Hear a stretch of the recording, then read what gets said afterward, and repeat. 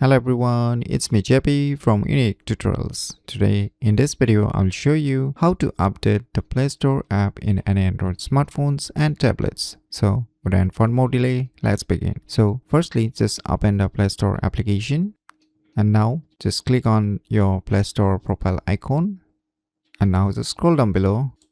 Now you'll see here settings, just click on it. Now just click on this about. Now you will see here update Play Store, just click on it.